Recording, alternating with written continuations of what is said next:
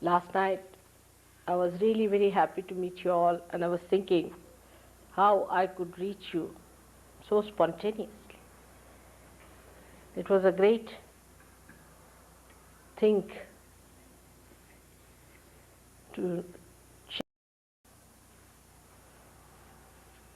the moments of meeting you. I went into your beings, to your problems yesterday. As Gregor said that you all have got mostly the left-sided problem, not so much the right side. Means ego is not so much there as your left-sided problem. And the left-sided problem is the problem that comes to you because of certain mistakes you have committed in your seeking.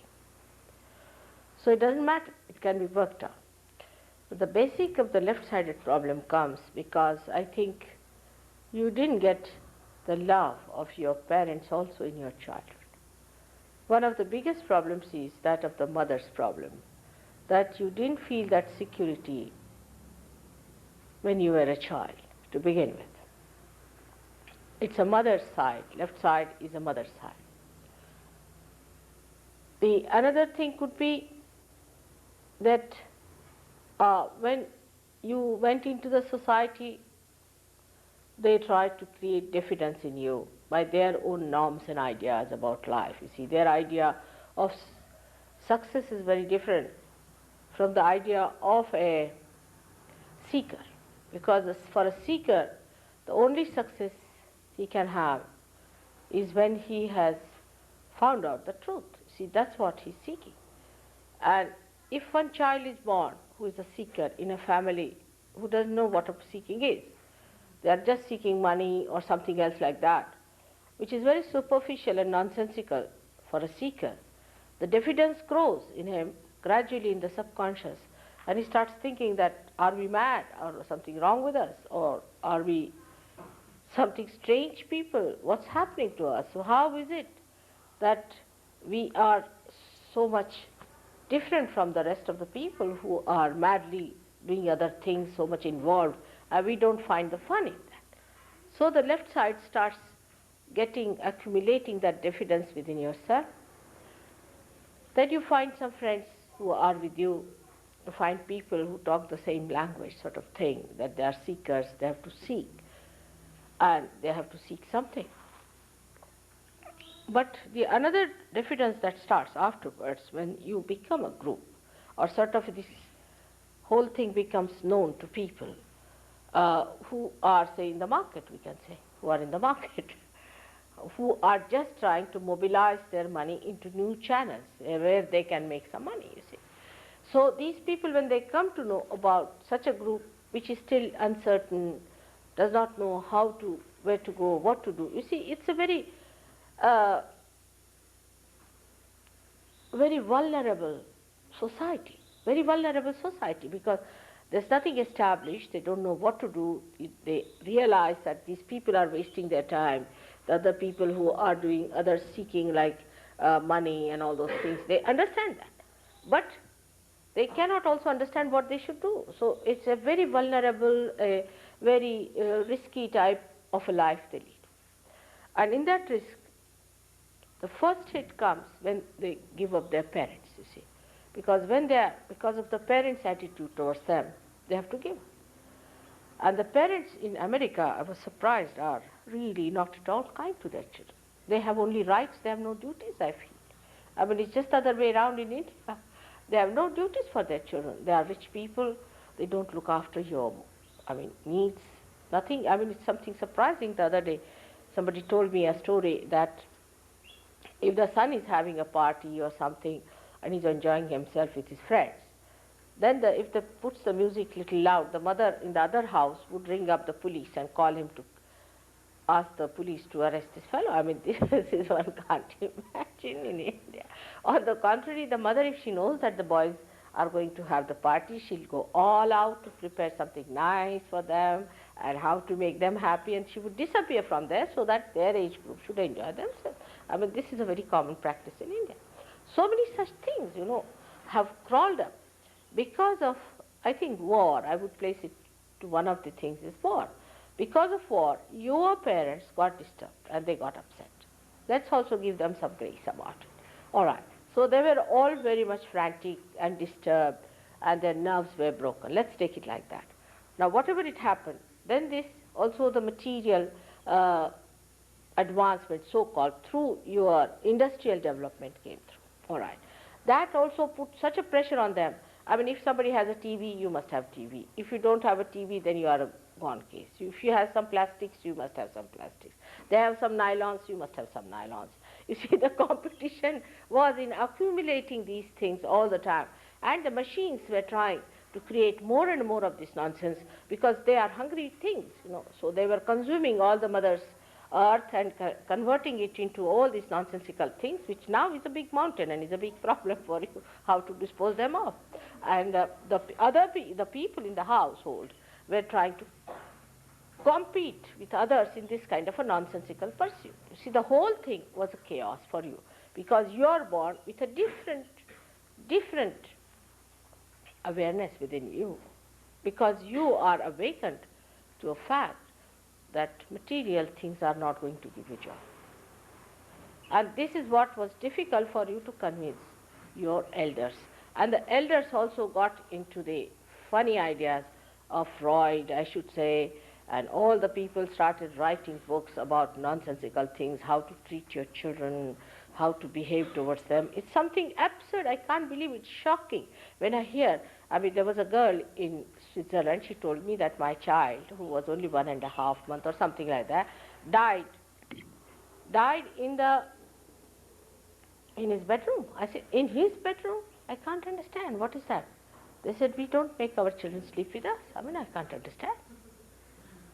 Just I can't understand. How can you leave? I mean, you can't sleep. Your children are not with you. You just can't sleep. You are so worried. And this is something, you see, from the very childhood. If you are left in another room, you feel, I mean, you must be frightened. And I don't know what must be happening to you. I mean, when I give you realization, I'm even worried about you. Now, what's going to happen to these children who have got realization? I have to leave somebody here to look after you, to consolidate it, to manage it, to make you grow, otherwise you may be frightened. It's really, it is so. With this, one feels very much disturbed, and whom to blame? You see, you cannot blame anyone. The whole thing we can say was, it was to be like this, so accept it as it is. But it has harmed you on the left-hand side. So to begin with, in your psyche, I would say the problem started from the time you were born. Now, you took your birth with your choice. You decided to be born to these parents. You thought them to be sane people. Maybe your mistake. And then you took your birth in this great country, which had also some greatness about it, no doubt, which I will tell you now what is the greatness of this country, is why you were born in this country.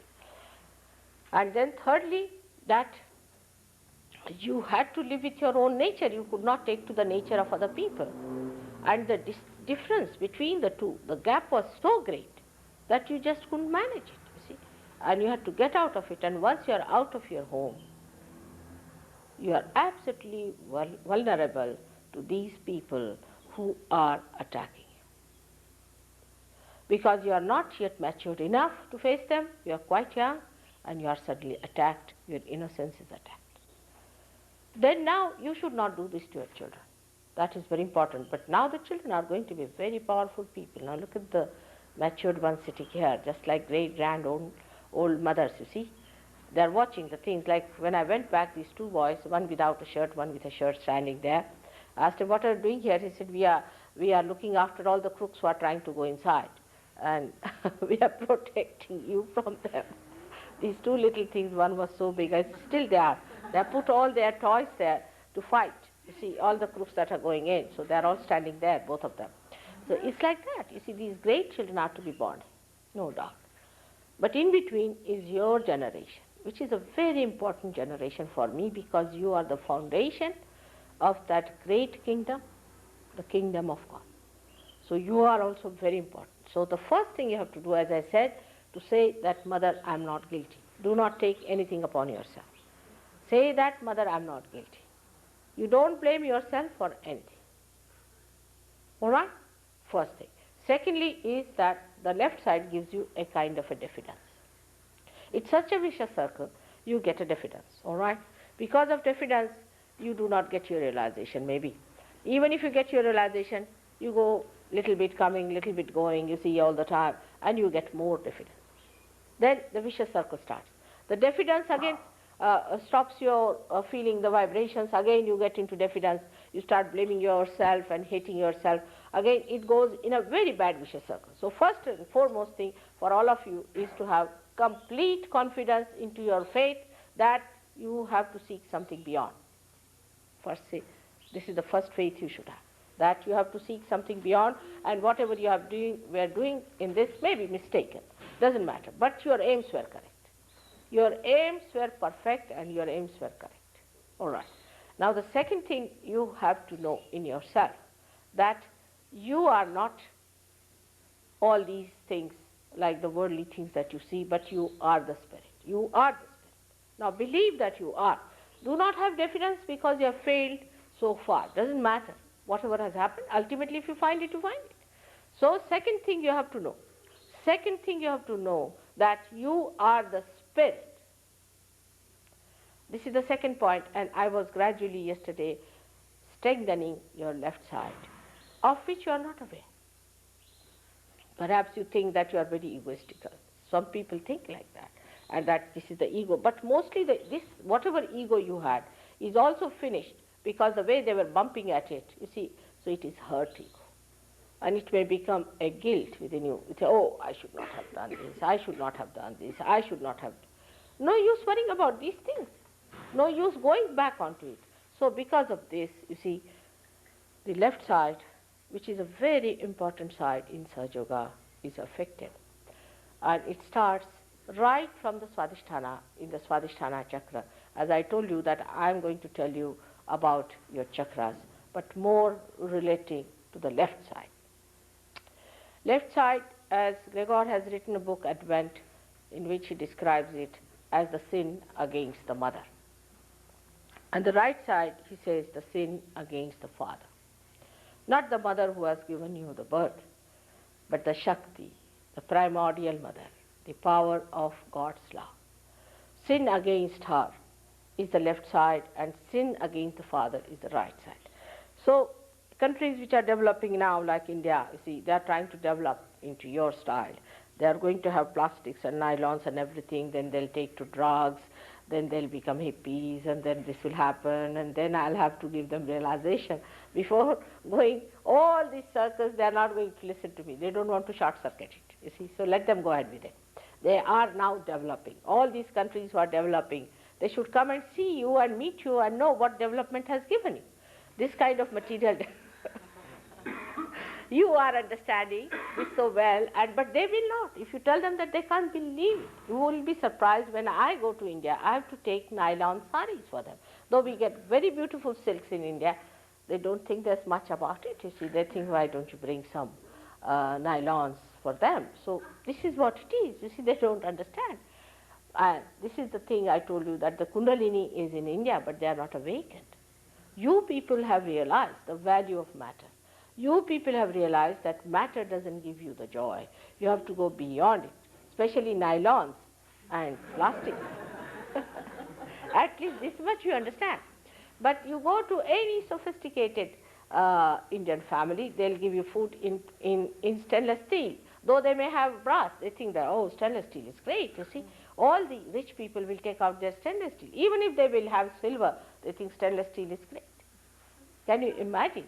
So this is the state in which they are, while you have reached that stage where you do realize the aesthetics of the matter, aesthetics of the matter, you understand. So you have in one side, on the right side, you have achieved quite a lot, I should say, and you should be confident on that style, at least that you understand the worthlessness of all these man-made things. That's something so great to achieve that you want to have something that is God-made. Once you come to that point, you should also know that if you have to have realization, it cannot be man-made, it has to be God-made. Now the left side is important here, so I'll talk about left side, but you should not feel hurt about it because I have to point it out to you to understand the mistakes and the things which should not repeat it. But the right side mistakes are committed, as I told you, in the people who are developing. So I will mention you to do that part, what happens to the right side when we commit mistakes on the right side. What we do is we don't believe that there is God who is your Father. You forget that there is Father above you, and He is the one who is going to look after. So you don't have to worry so much about earning money by any crooked method or by any means without any values. To earn money, to be worried about money, to be worried about your well-being is absurd. Krishna has said, Yoga Kshema Vahamyaham. He said you get your yoga. If you get to your yoga, then you get your kshema, means your well-being. The other day somebody asked me what is the way to Lakshmi. It's first to get to your yoga. Why didn't he say kshema yoga? He said yoga kshema vahamyam. First yoga. First you get united with your divine force, and then your well-being is looked after. It is looked after. Even if I tell you the stories of that, you won't believe to what extent it looks after your kshema also. You don't become Mr. Ford, because that's madness. You become a person who is provided for, who is looked after, and who never feels the dearth that there is no money with you.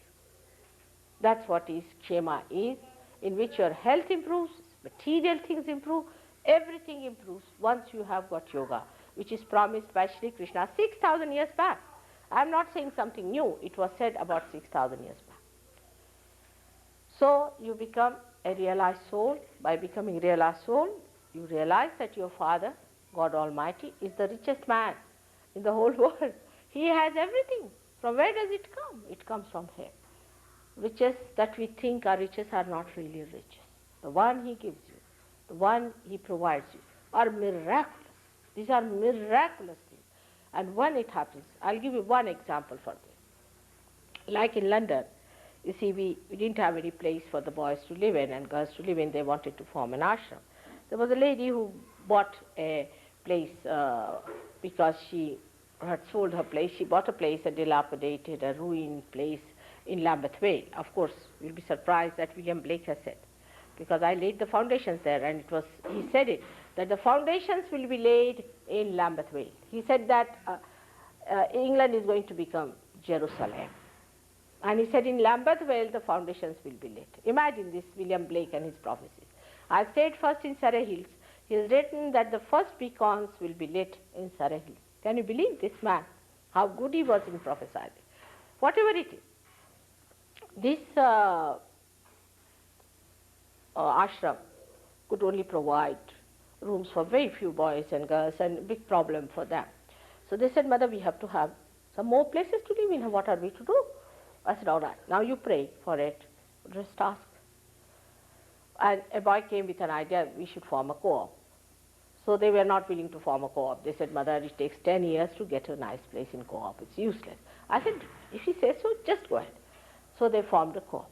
Can you believe within 1 month's time, they got a huge building with 15 large bedrooms and big halls and all that for them to stay, paying only £70 for the whole building in 1 week. Can you imagine?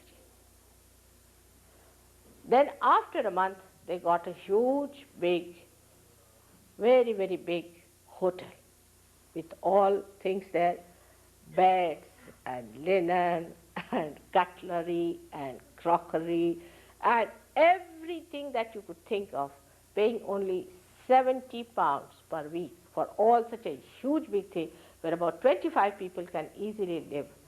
And they have got halls and basements and this and that. We had 16 marriages on the Krishnashtami day. And all these newly married couples stayed in that hotel very nicely, paying nothing because you don't have to pay there. But these boys might have paid, I don't know what they did among themselves. But this is what it is. This is a kshema. And such a beautiful atmosphere in that place, everybody enjoying the pure knowledge and the pure love.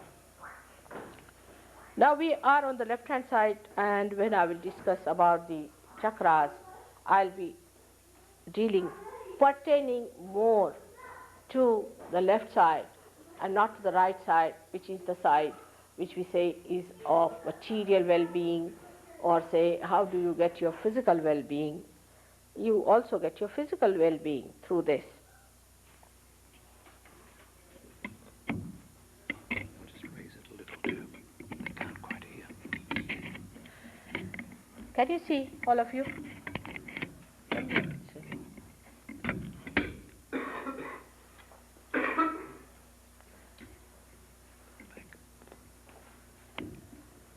Now, as you see here, the first chakra is very important because you see the connection is established with the left hand.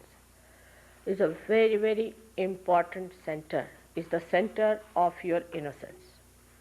The first thing God created on this earth was innocence. And this innocence is embodied in a deity whom we call as Sri Ganesha. This deity was created long, long time back, much before anything started on this earth, the Omega and the Alpha as you can call it, and he incarnated on this earth as Lord Jesus Christ. I was told that I have to be careful because there are many people who just don't believe in Jesus Christ. This is a very big conditioning of people because they are born in families who don't want to believe in Christ. Whether you like it or not, he exists, not only he exists, but he is the only one who can really give us the path from here. So the first one is the center of our innocence. And this center of innocence was kept there at a position where it manifests in the growth, our pelvic plexus, which looks after the excretion of the body. As there are four, we can say the petals of this subtle center, in the same way there are four subplexuses for the pelvic plexus. I don't know how many I have done medicine here, but the pelvic plexus has got four excretory subplexuses. One of them is responsible for sex. Now, the idea of sex that has come to us is from people like Mr. say Freud. Now look at his life. What sort of a life he led? He had bad relations with his own mother. He's a perverted fellow. Secondly, see, look at his sense. In his own life, he should see the light of a person. Then, secondly, that he had cancer for years together and he died with cancer. So physically, he was nonsensical. Mentally, he was a pervert.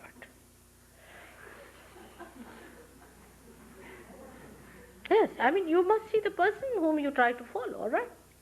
So, it's so logical. Now, you see his life as it is. He taught you, that if you try to condition yourself about sex, and if you marry someone, and you are married to one person, and then you are attached, it's conditioning of the society. But he was half-baked. Because you are not only your left side. See, if you say, that what's wrong if I do this, what's wrong if I do that, what's wrong if I do that, if you go on like this, then you forget the other side, which is the ego. Which is the ego side. And then the ego side develops, and then you can become a mad person. Then your sex can be a problem. Today the sex of modern people is such a problem. We should face it. Perhaps you do not know that what a percentage of American young people are important today. They are important. The more you become important, a vicious circle is created, and to you, sex becomes so important that you think you have to become just a sex point. No more a human being, but a sex point. All the time you talk of sex, sex, sex, sex. What is the need? It is such a simple thing. Every animal knows, everyone knows, nobody is given education about it. In India, we never talk about it. We are producing much more children than you are producing here.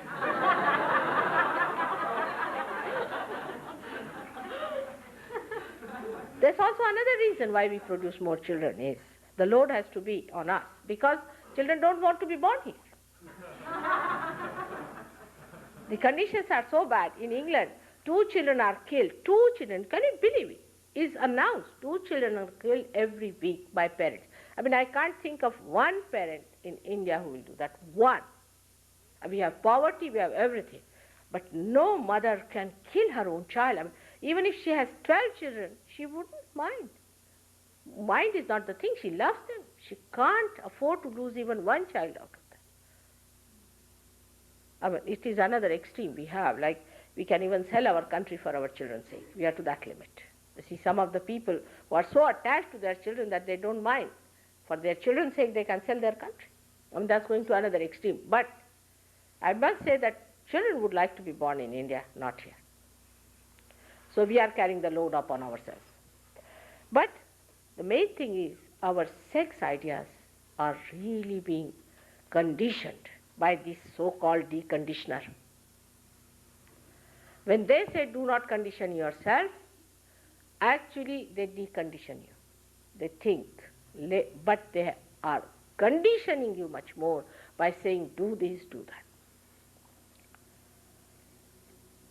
You see, sex, you don't have to run away from that. You don't have to get out from that, not at all. But sane ideas must be developed about sex, and you have to lead a very good married life. Married life is the blessing of the goddess on you. It's a Graha Lakshmi. The way you treat your women, the women treat you. The way, I mean, it's a reaction. You see, the men treated them so shabbily, now the women are becoming mad here. I must say they are getting mad. You can't live without men. How can you live without them? It's impossible. If you think you can live without men, you are sadly mistaken. It's a wrong idea. You cannot. And men can't live without you. Now you might say there are people, I was amazed also, another amazing thing I heard was that 65% people in California are homosexual. It's something shocking, another thing it is. Because it's perversion. Now why it happens? I had a boy in New York who came to me, who was like a boy, he had mustaches, everything, was talking like a woman, you know. I said, what's wrong with this fellow? First I didn't understand, you know. Then they told me, mother, he's something like that, and this, that, and that. I said, all right. But actually he was possessed by a woman. He was possessed by a woman. I removed that possession, and he said, now I feel like a man, and he started walking in a different way altogether. He changed his gait and everything, and he was walking in a different way. Just imagine, it was just a possession of a woman on him. So he was behaving like a woman, and he was seeking a company of a man instead of a woman, which he should seek. That's a normal thing to do. And he became abnormal. Now when they became abnormal, nobody is there to protect it. Nobody is going to tell them that this is abnormal.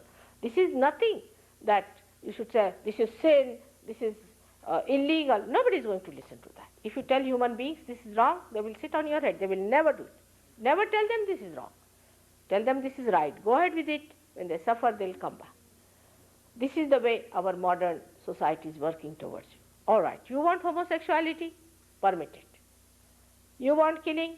Permit it. Whatever you want, you do it.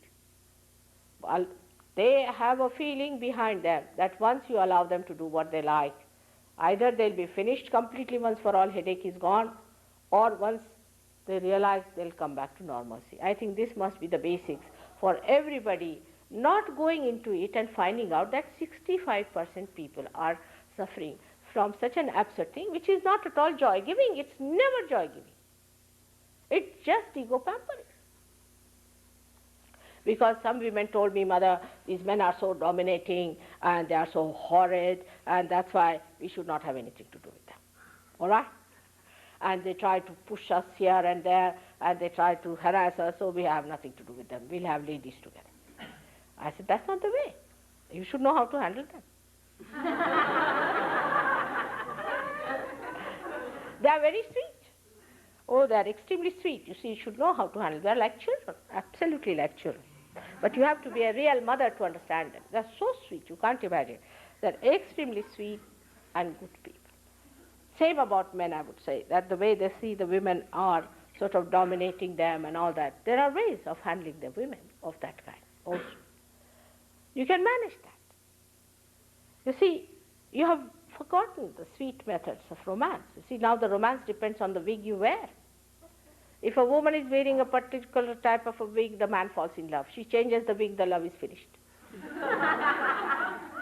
These kind of artificial ideas, if you have about your relationship with each other, if it is the hair you like, if it is the eyes you like and all that, it will not last.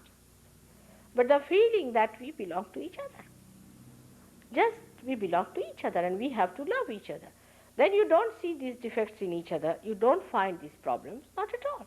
I mean, you need not be with your husband all the time, but you enjoy the separation. And then you enjoy also the meeting.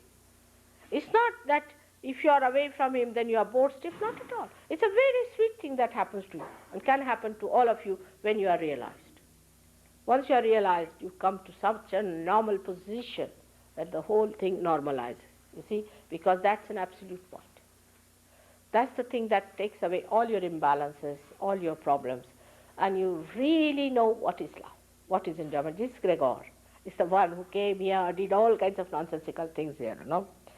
The day he was telling to me the other day that, Mother, you are the master of putting all the pieces together in a very nice integrated manner. And it's true that it is the spirit in you, God does that. It just brings back everything that's all looking so ugly and so disintegrated into one beautiful form.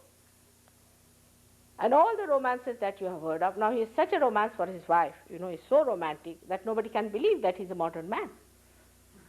A modern man is not supposed to be romantic about his wife. He can be romantic about anybody else's wife, but not his own.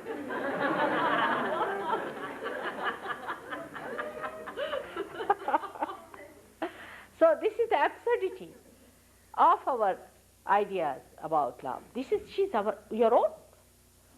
Why not enjoy your own things instead of enjoying somebody else's things? Like in India, you see, supposing you get an Indian, he may be a thug, he may come to your house and run away with your things, you know, may run away with all your things that you have, can't do it. But if you get another one, a Western man in the house, he'll run away with your wife only. You don't know what he will do. He'll talk very sweetly and run away with a wife. And he will think, oh, I've done such a great thing, she loves me, and he is not bothered as to the whole system of the family is finished, the whole thing is finished. Like we had one boy, a journalist, who was 26-year-old, and his friend was 24-year-old, and he invited the friend to his house. The mother was 48-year-old, and she ran away with the friend. And 4 children were left behind, and her father didn't know what to do. She had a divorce, and she got the house divided. The children are thrown to places. I mean, this is absurd. How can you do it?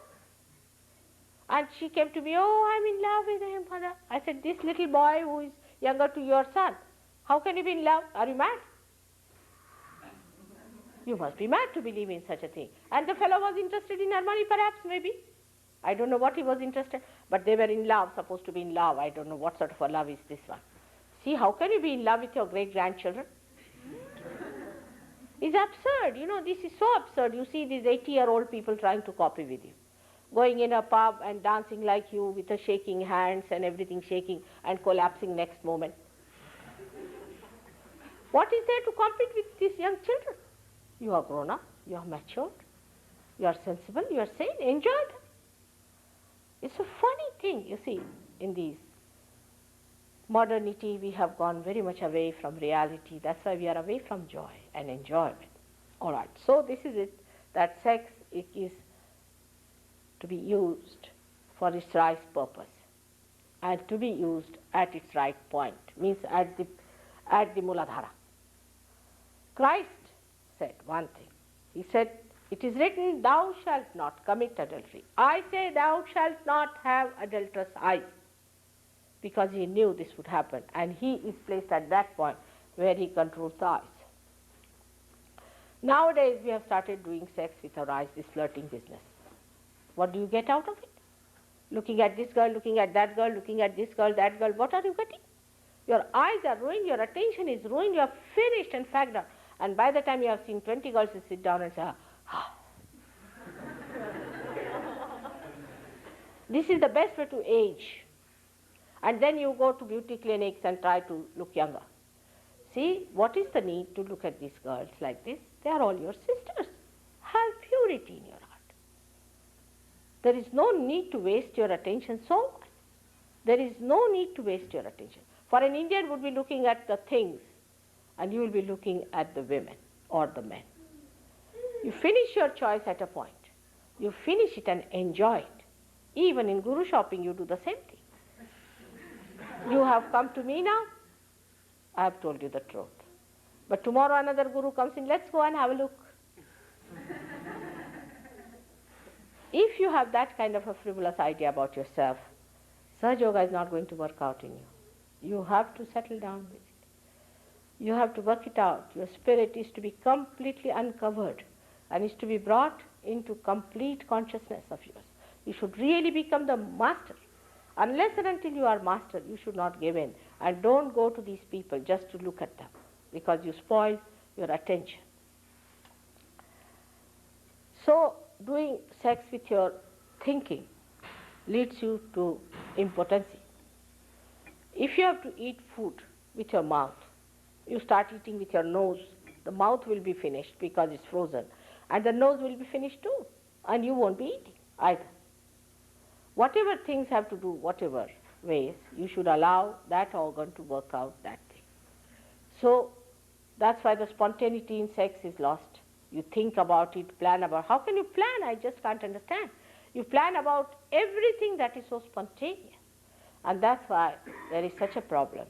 And people talk here as if sex is something out of the blue.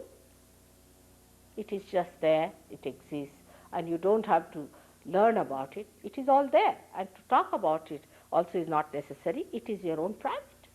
It's absolutely private and sacred thing between you and your wife. That's all. Nothing beyond, nothing before. It's a very sacred thing. The more sacred it is, the more you enjoy it.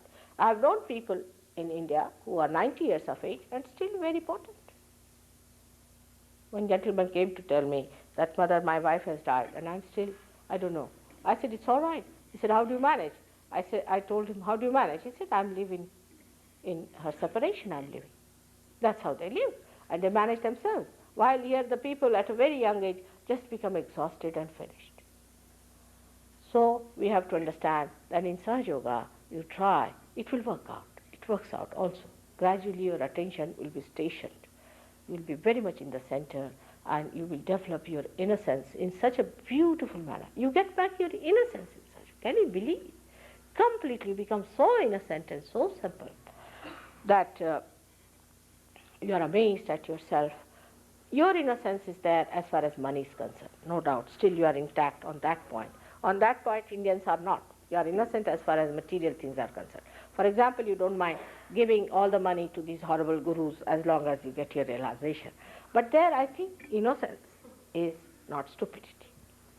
How can you give money for your realization? I mean, it's a simple thing, you must understand. You cannot pay money for your realization. One thing you must understand. Anybody who says, now I've got vibration, some people go to someone and feel heated up. Then they go on feeling heated up more and more and more. This heat is coming from that man and is going to increase your heat all the time. And it is going to increase and increase and increase, and your chakras are going to be ruined completely by this fellow. It has to be reduced, it has to come to the cooling point, and you must feel the cooling point. If you cannot feel the cooling point, then you must know that this man is absolutely wrong. Heat is not the sign of cleansing. When you are feeling heat here now, for example, it is because the cleansing is taking place. Once the cleansing is over, the cool breeze must blow in and you must feel the cool breeze. Now some people might feel absolutely cold, just like frozen. That's also not a good sign. That means you are left-sided. Some of you may feel that kind of a thing. It's not the feeling, the cold is the point, it's the feeling, the cool breeze. It's a breeze-like feeling that you get from my photograph also will get. That's the way you have to judge yourself. You judge yourself, establish yourself, keep your chakras clean, and you'll be amazed how you become a master of the whole art. You will be able to give realization, each one of you, to thousands of people.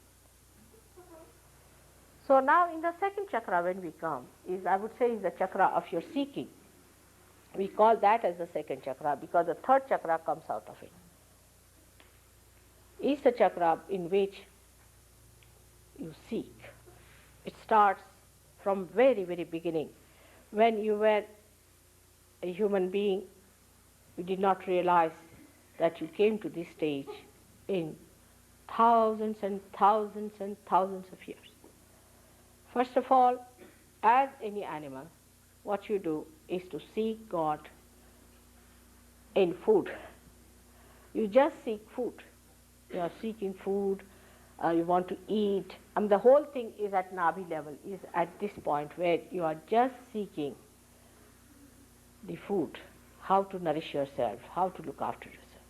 The second seeking later on starts, some of the animals start becoming more alert by understanding that you have to be more intelligent. So they start seeking in power. They want to empower other animals and try to overcome them so that they can eat them, so they seek in power. Then the seeking goes even subtler and subtler, that they start seeking in money. As in human beings start seeking in money, in possessions and things. Animals don't have possessions, thank God. Because possessions means headache. You have to have insurance, you have to have this, you have to have that.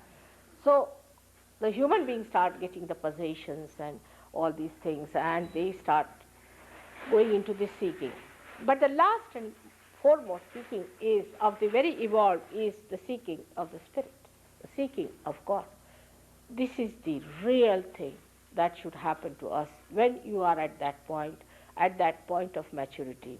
Then this happening takes place.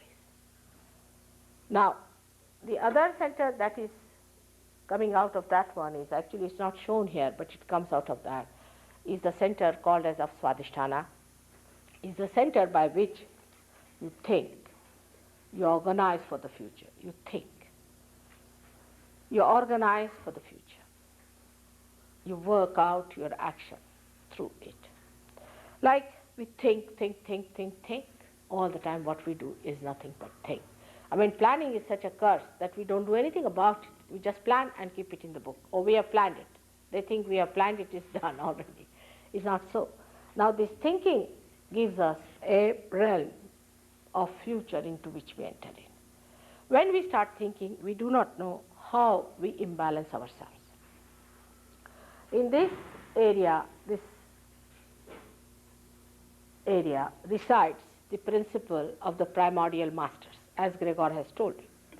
Now when you start thinking, this center, the one you see, the yellow colored center, transforms the fat from your stomach for the use of your brain.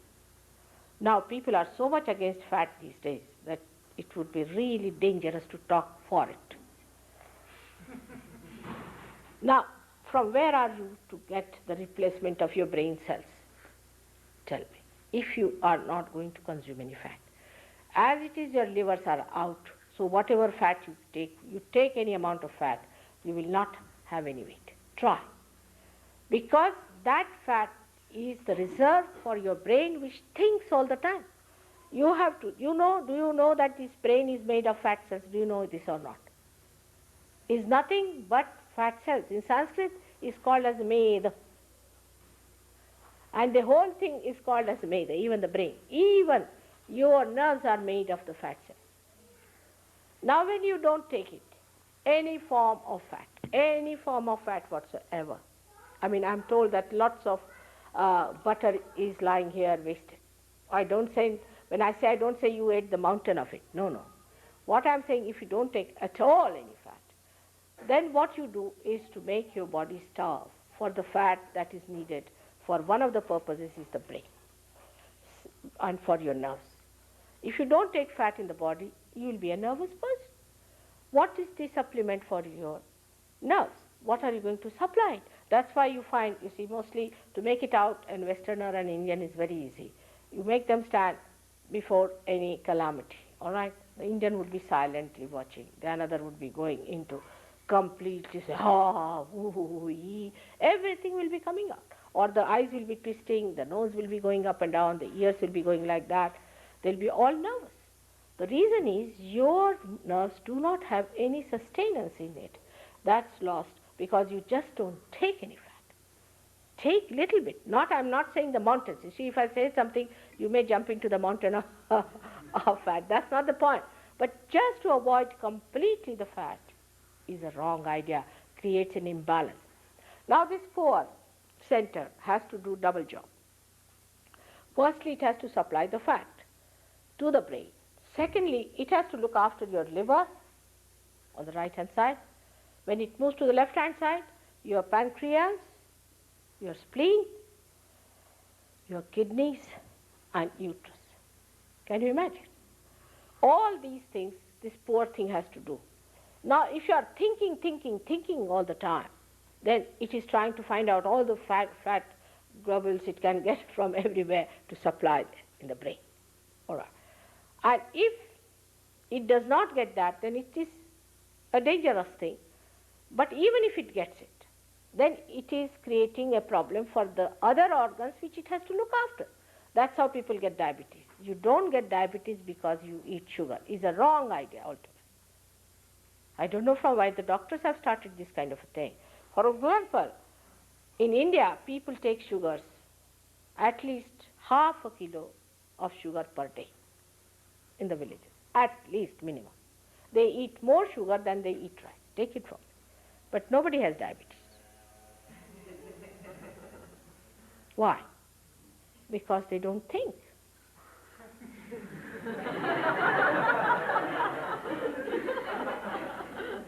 Whatever sugar they take is used for their liver. Now, if you do not give your liver any sugar, now ask anyone how the liver acts. Liver is the one that takes out all your poison. Now, this poison is to be taken out of the liver by water.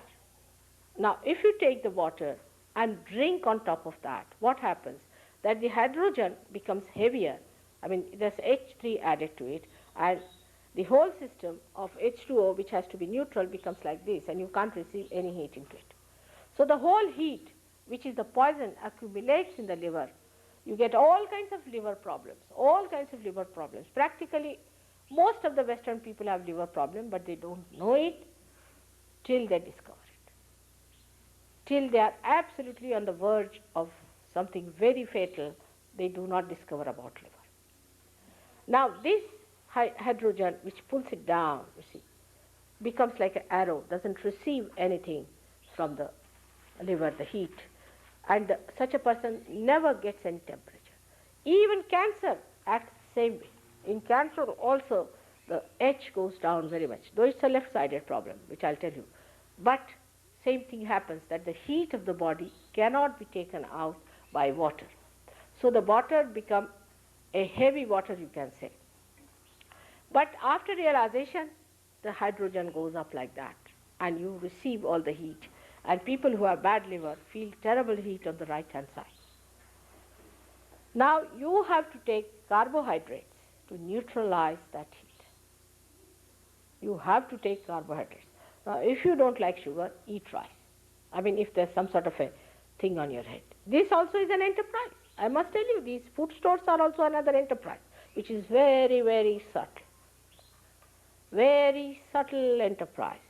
You see, as you had other enterprises of gurus, then you had of holidays, you see, some idea must have come. Then these what you were there, singers, musicians were there, 4 of them, Beatles.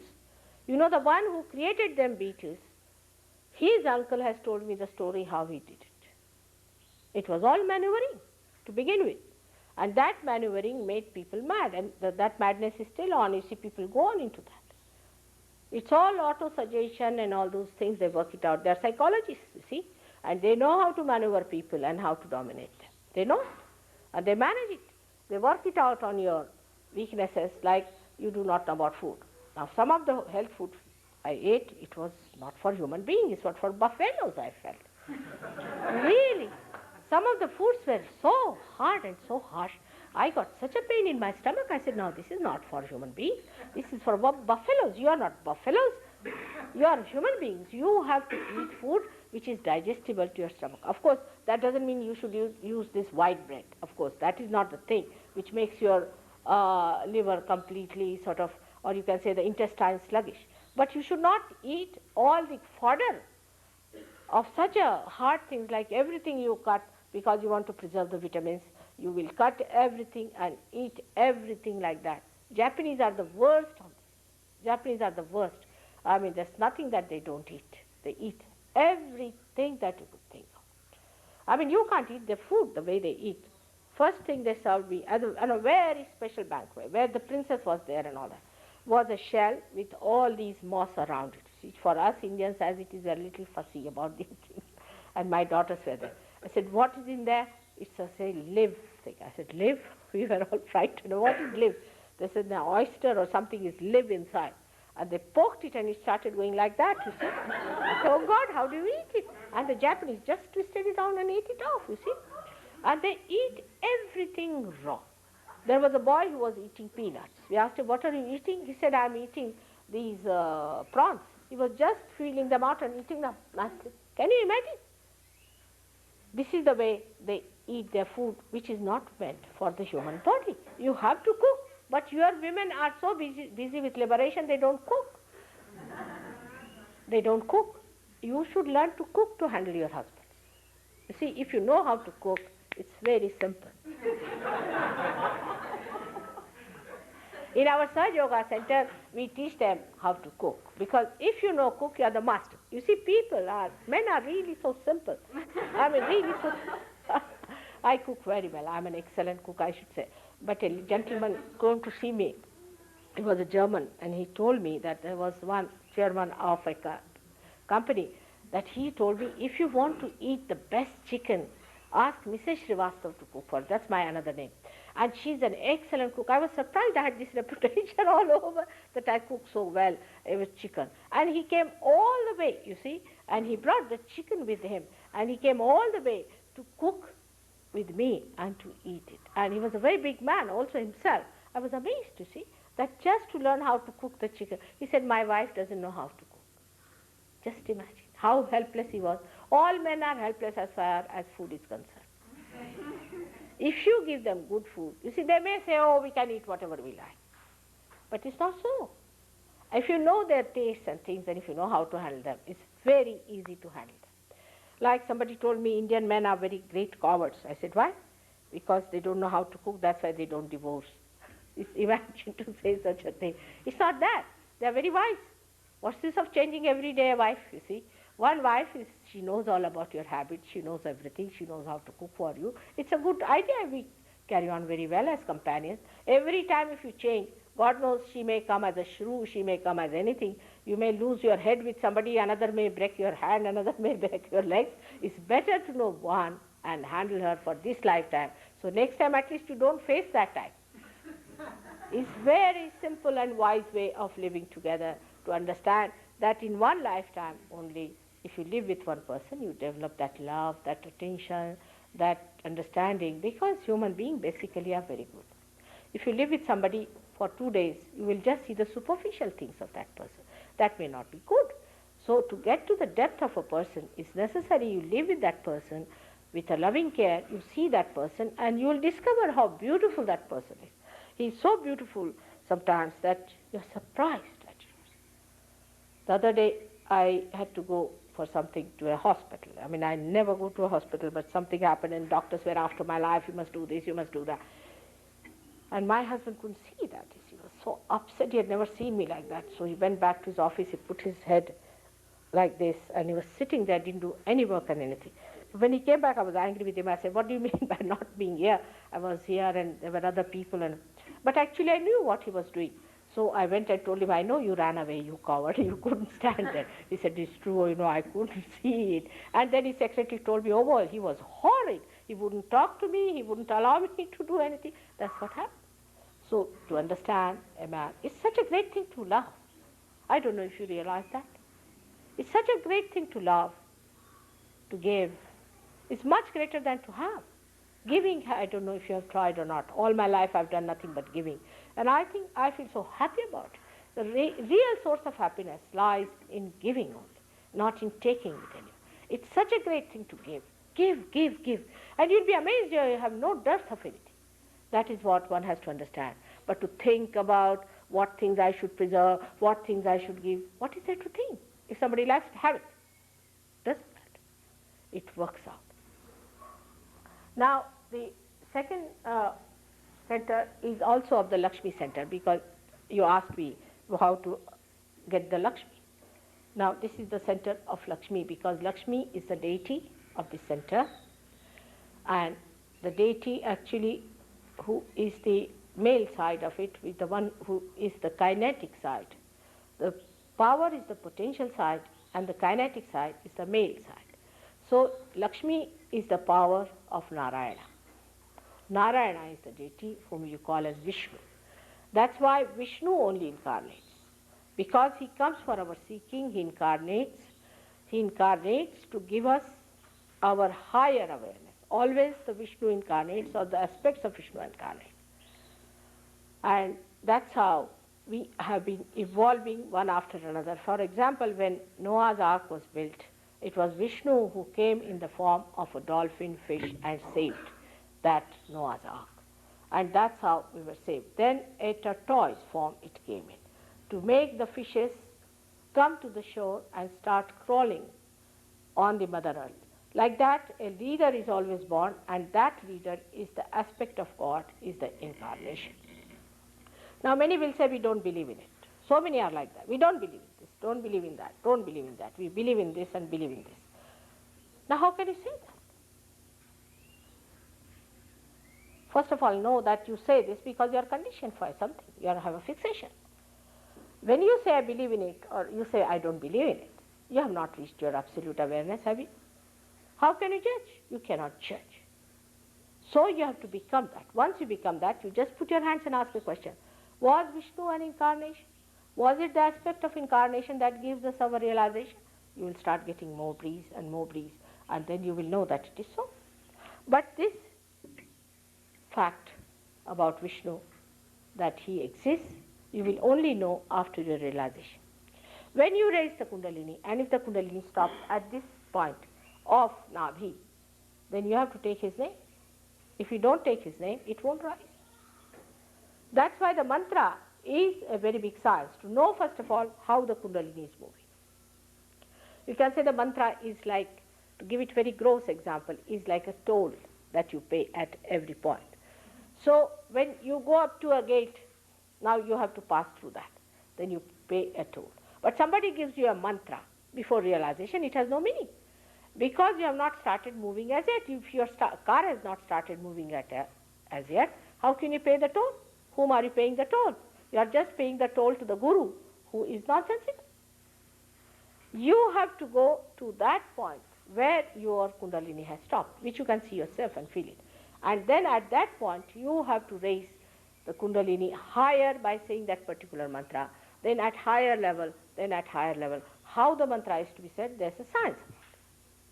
This all can become yours in no time at all. And within 1 month's time, you all will be experts of Sahaja. Take it from me. When I went to Australia, I was hardly there for a month, I think.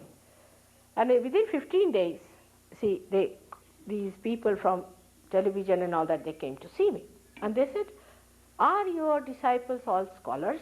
I said, not at all. Who told you that? Oh, they know so much. I said, because they have become knowledge now. You start learning from others when you start giving Kundalini, awakening and all that. You start learning what's happening, where is it going, how it is working out, how to maneuver. Unless and until you start driving the car, how will you become the master of the car? In the same way, you have to know everything, working it out, not thinking about it. Then people start analyzing, how can this be, how can that be. It's not analysis, it's actual working. Actually, you work it out, the thing flows from your hand, and you are amazed, oh God, the Kundalini is rising. Yes, you can see it. It's come up. You can give realization. Those who got realization yesterday, today you can give realization. What do you say to that? You are that fantastic. You are that fantastic. But know that you should not be shifty people. They say that Americans are very, very shifty people. And be careful on this character. See, everybody has a sign. Like that, you have a sign that you are shifty, while English are hard nuts. So, be careful. Do not be shifty. Settle down on your own spirit. Work it out. Learn about it and fix it up. I'm happy to see Michael has come all the way from Los Angeles. I was sorry I couldn't bring you the other day. I was feeling very sorry, and to see you here, I was so heartened and so happy that you have come here to work it out. You see, that's how it should be. All right. So then we go. I mean, there's so much to be said about every center.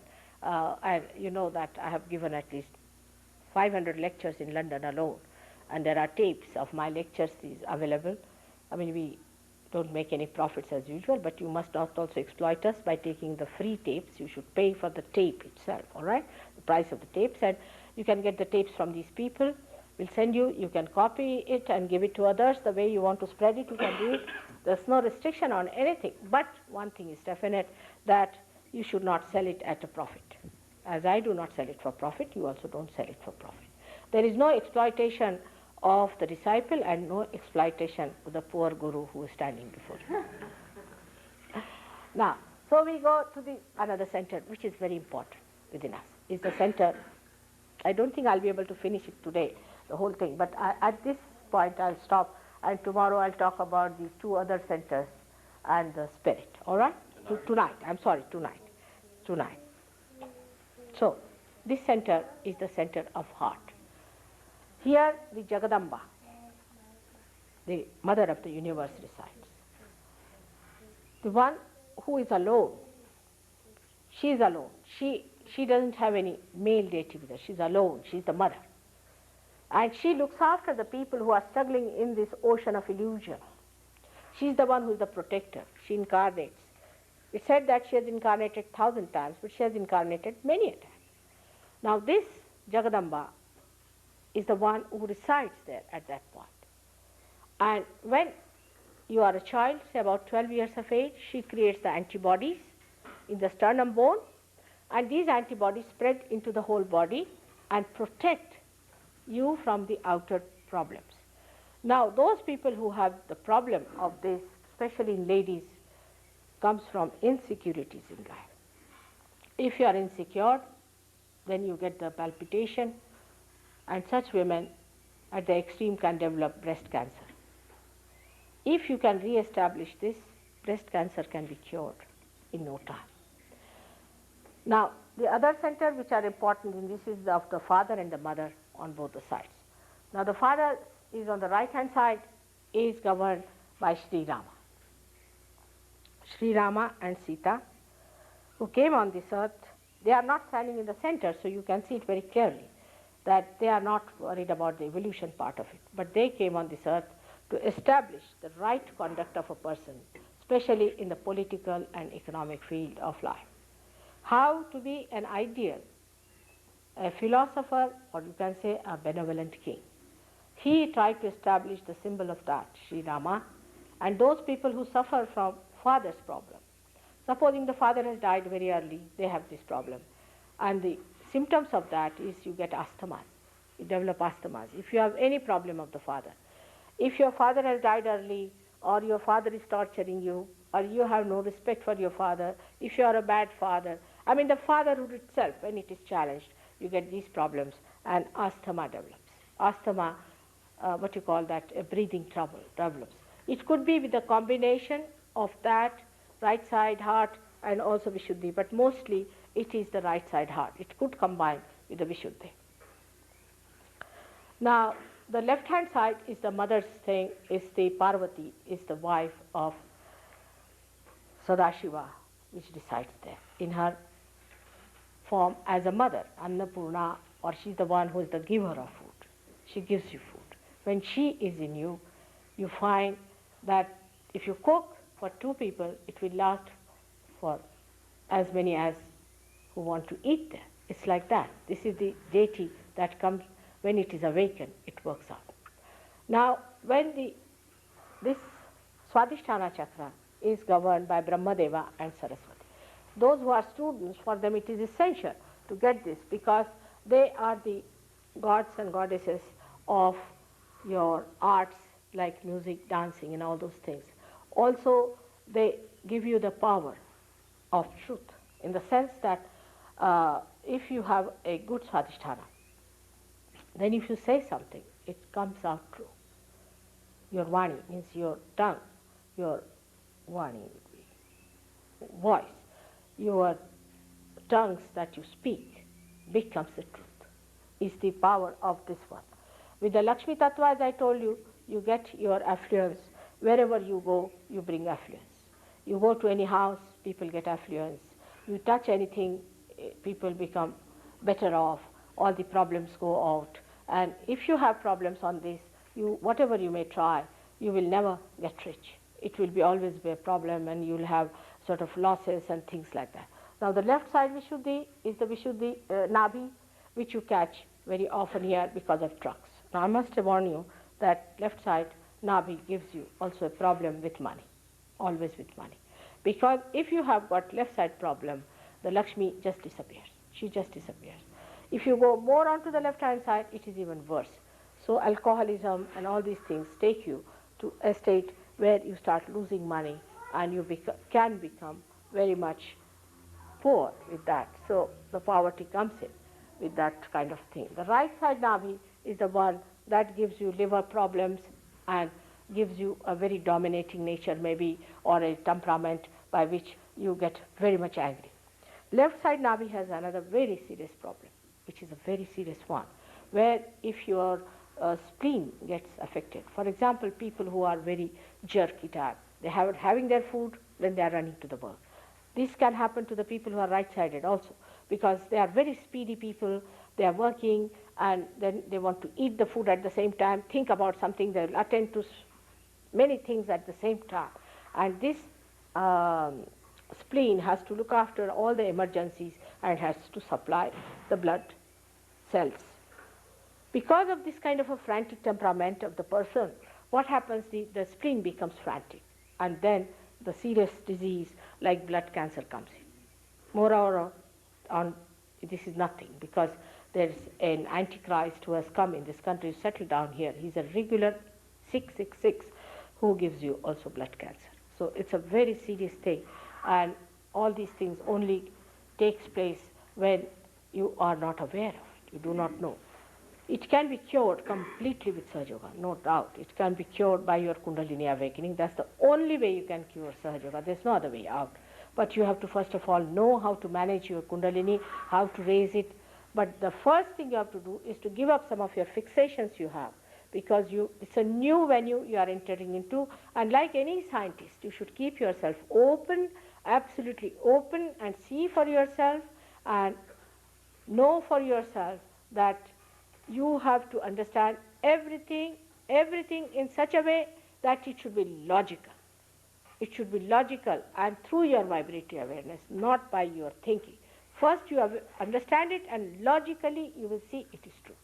So it is you who judge yourself, it is you who understand everything, it is you who grow, and it is you, the one who grows, sees also things. So I leave it to you, all these things to happen to you in your own wisdom and in your own freedom. All these things should be done. But just now I won't say don't do this and don't do that. You will just give up just like that. Because once you find your spirit, you are never bored. You have no time. You are enjoying yourself so much. You have no time for anything, even for smoking you forget. That's how I am a very tricky person. I said no use telling them don't do, otherwise they'll never come to my programs. Let them come and then I'll manage. Then you start really saving money on these nonsensical things, nonsensical habits that you have got, you want to get rid of them, it just works out. So for the time being, I think today is all right, but in the evening time, I'll tell you all the rest of it. And we have got luckily here 2 persons who have agreed to stay. She was in London and Michael was with me, who are deciding to stay in Santa Cruz. It is she who brought me here. It is she who gave all this idea. And it is now her responsibility to see that you are put onto the right path, and that without challenging your ego, she should do it, because it can be dangerous also. So, because she is one of you, so you may not like it, her telling you something, so don't mind. you will become like her also. Don't feel that there's something aggressive about her. That is very important, because with me it's all right, because first of all I'm a mother and also I'm something different. But for her you will think she's just like you. So doesn't matter. You will become like her, and you can also give realization to many. Thank you very much. So any questions? I'll answer them.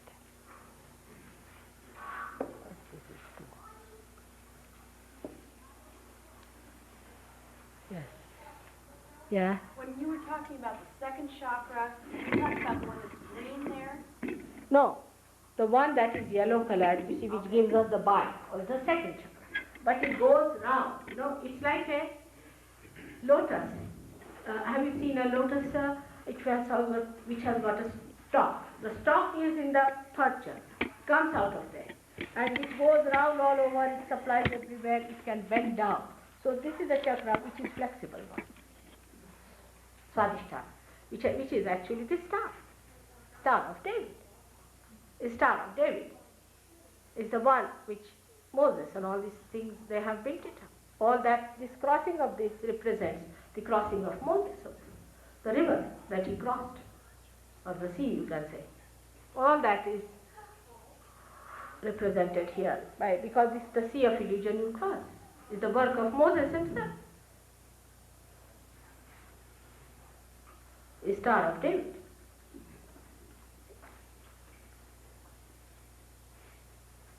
Yes. Will you explain the difference between self-consciousness and self-realization? The difference between self-consciousness and self-realization. I don't know what is self-consciousness, but self-realization and self-knowledge is the same. But self-consciousness, what I learned, my own Indian English, I would say, is that you are very conscious of yourself, that you are very particular about your body, and you are, there's another word for that in English language, is that vanity? Something. That's different. Self-knowledge, Atma Bodha, knowledge of the self. One by one, all right. Just one here, one there, all right? Last night I went home, I was here last night, and I went home and did as you told me to do. And I went to bed to go to sleep. And it was terrifying. Why, what happened? Well, I was having nightmares. Yes, you may. In the first day you may have. Because, see, there are spirits around and they will try to dissuade you. Yeah. What came was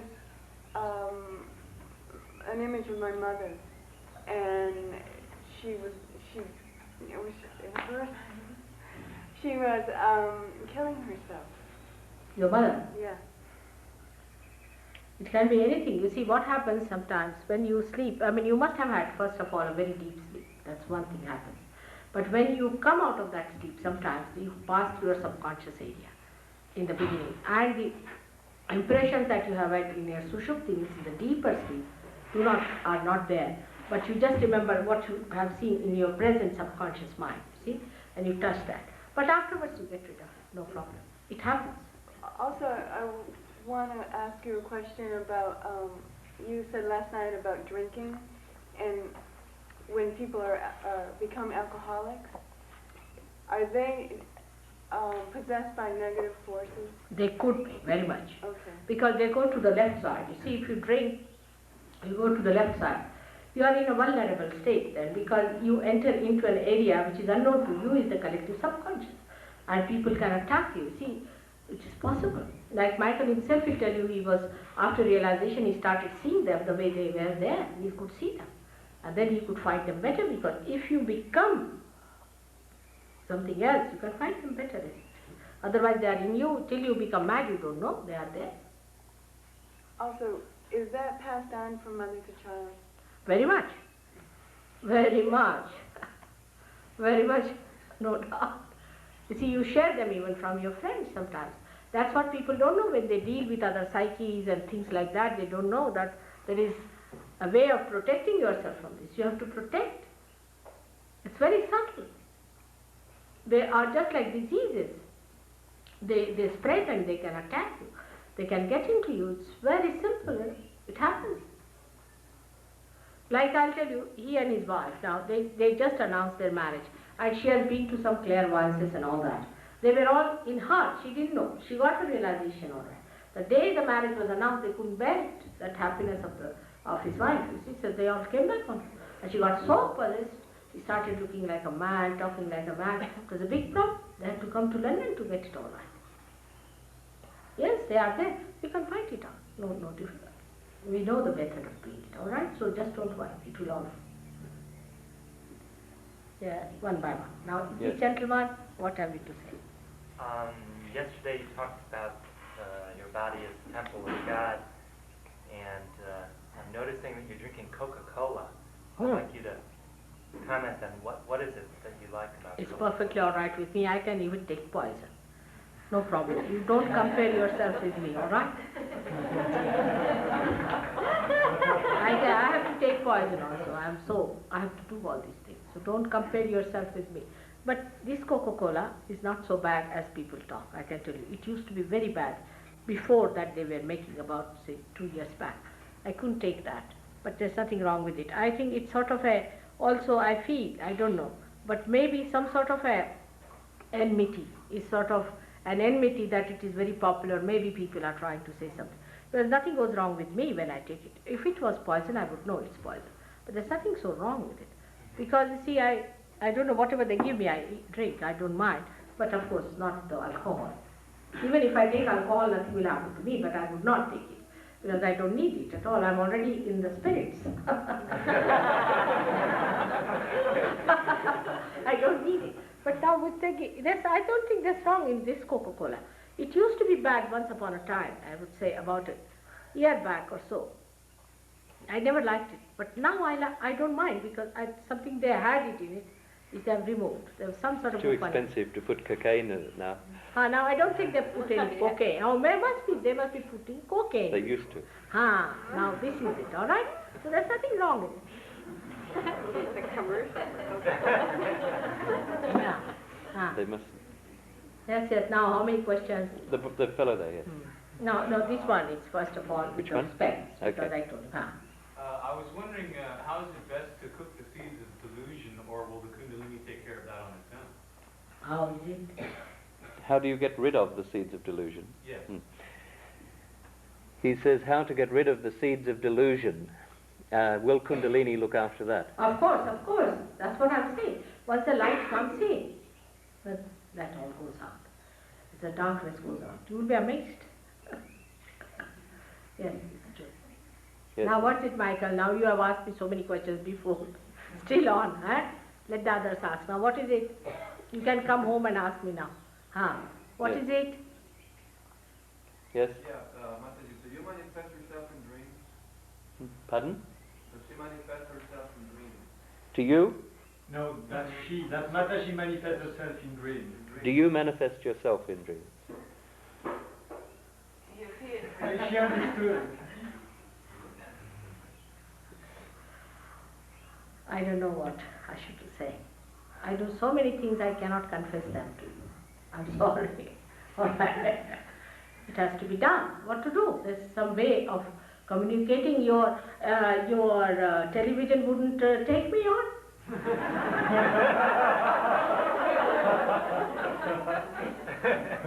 All right. So I have to use some tricks.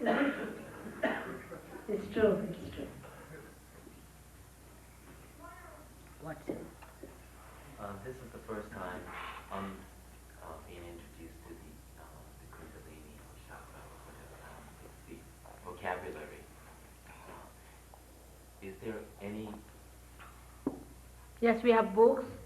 You can see that. Not only that, is there another, say in Christian or in Muslim, is there a similar thing as this In the Bible? Sure. Yes, it is. Bible is a very concise form of every information, you see, and very mysterious. It was kept mysterious because whatever Christ said, you crucified him for that even. He was not even given any chance to talk.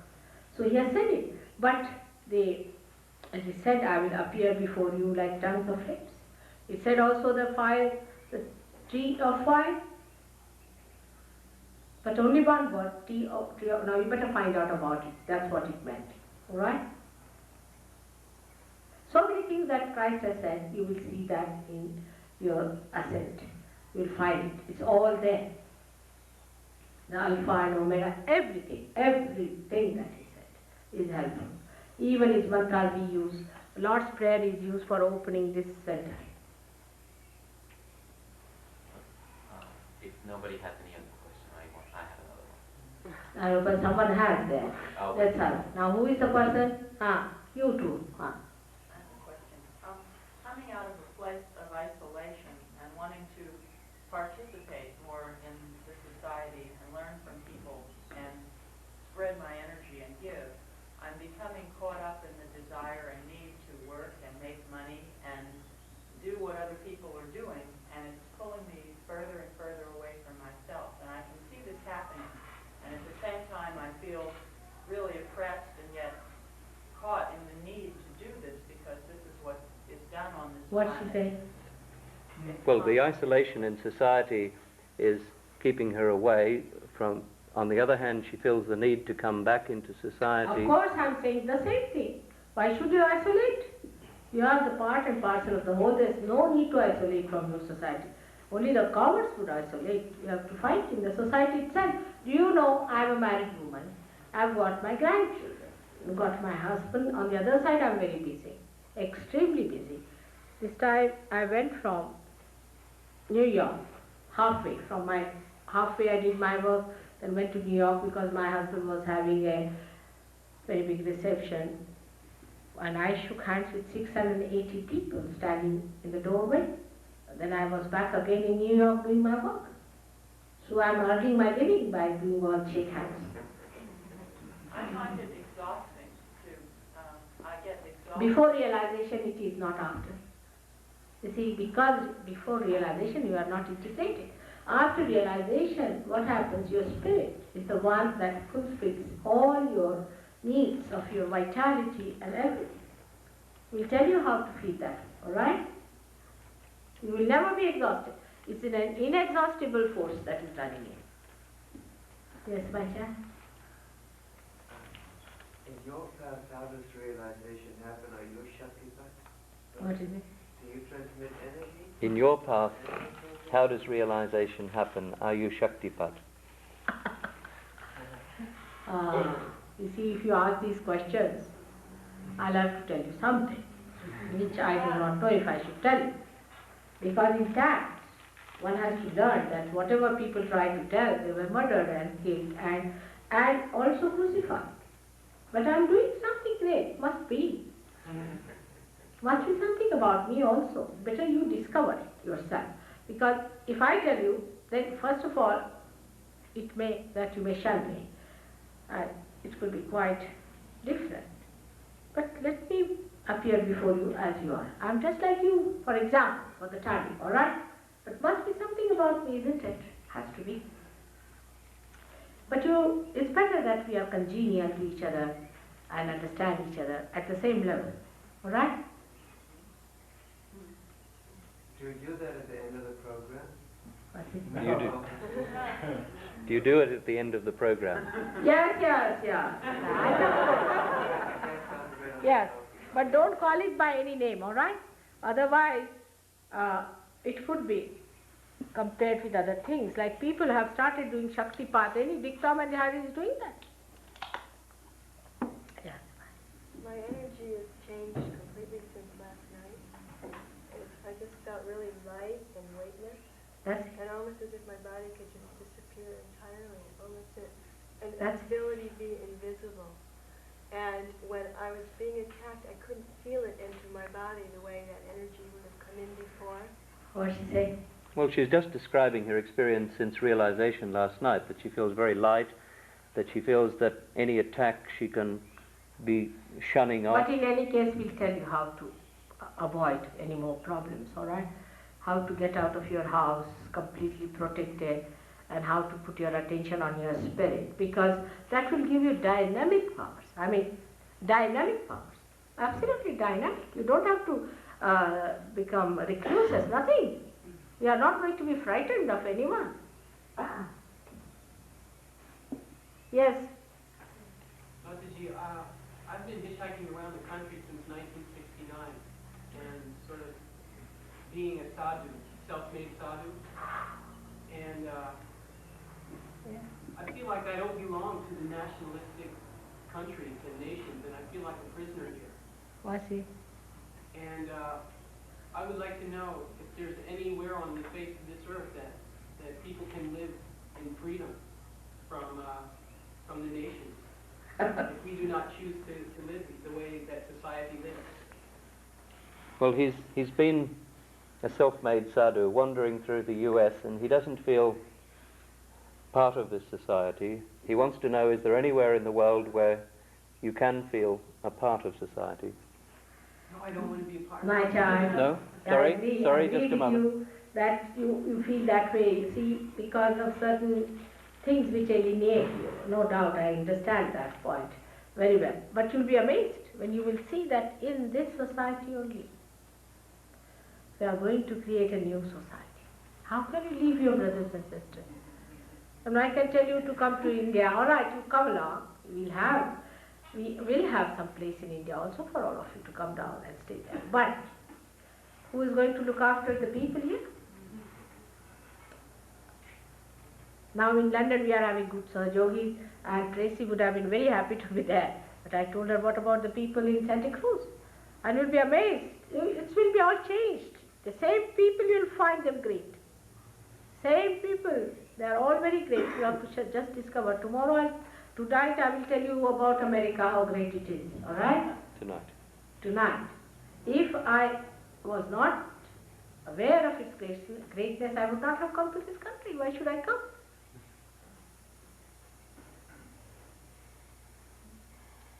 Yes. How best to continue with your teachings if we can't come tonight? What's it? How best to continue with your teachings if he can't come tonight? She is going to be here.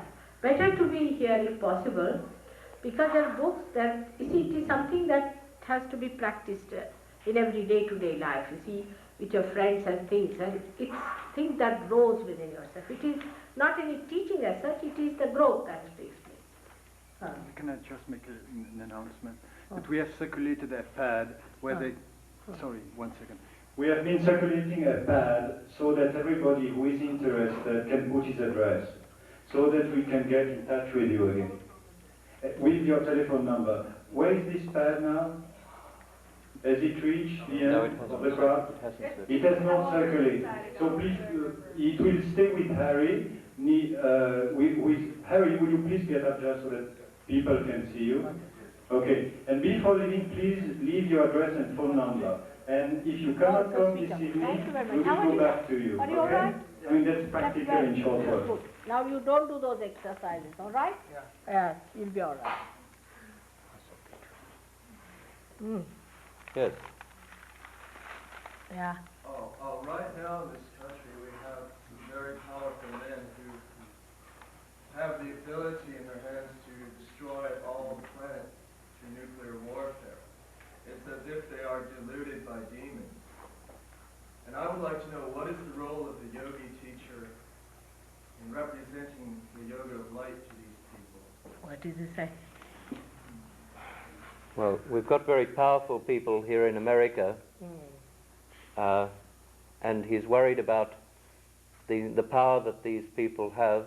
He's likening them perhaps to demons, and he wants to know what in yoga and in yogic terms we can do about it. As I told you yesterday, leave them to me, all right? I have dealt with them, all of them. I know how to deal with them. Everybody is getting sick. That's the beginning. Yes. I also heard that great yogis have incarnated in America. What is it? Say again? I also have heard that great yogis from the past have incarnated in America now.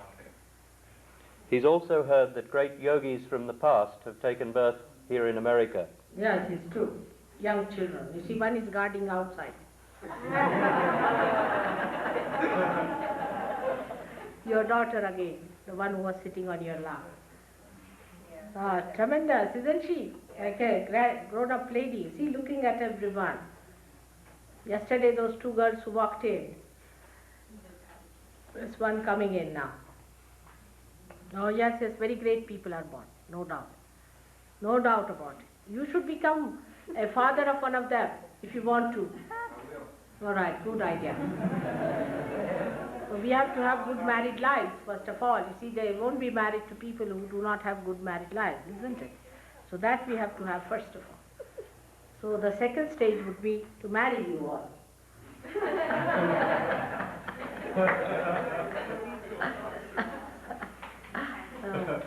Yes. The man in my life and I would like to be able to dream together, find ourselves, each other in our dreams, and have a dream together. How can we do that? What she did.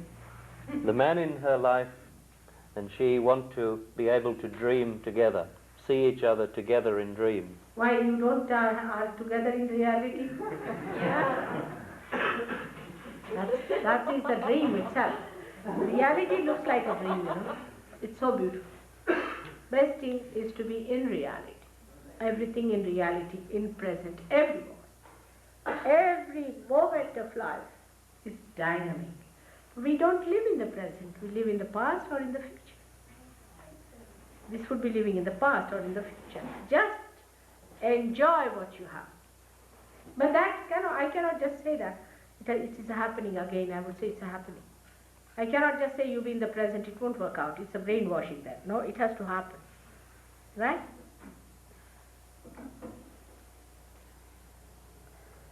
Yes?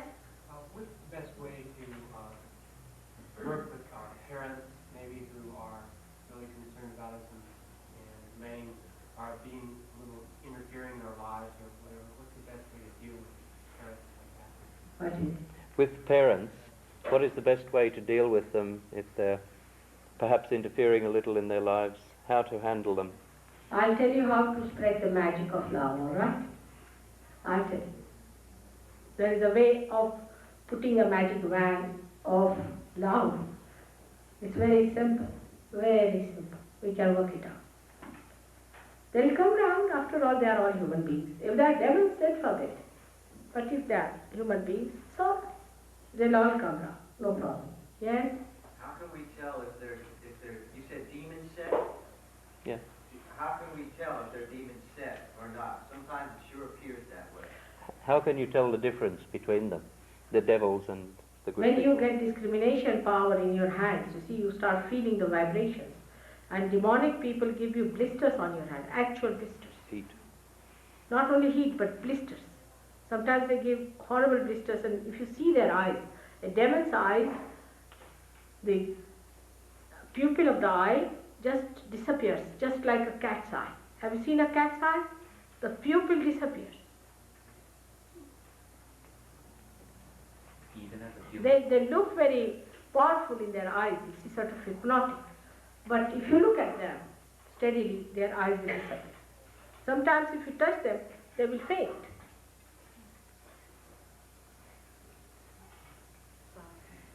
Yeah, no, all right. Yes. I want to continue hearing about the second coming of Jesus and Bible prophecy and how accurate that is, because you mentioned the Antichrist, and I have this definite feeling that something very heavy is going to happen, and a lot of people feel it's going to be like a heaven on earth, but there will be a massive destruction first, and maybe Jesus will only be a mental hallucination, that he will not really return, but I have this sense that something's going It's to happen. correct. You say it's going to happen, but don't ask for it just now. Let us work it out. See, let's say as many as we can. It is going to happen. Has to happen. The last sorting out. Then nobody is going to tell you, comfort you, redeem you, nothing. It's just going to happen, the last sorting out. You see, so we are just to enter into the kingdom of God, then we'll knock our doors and we'll be happy.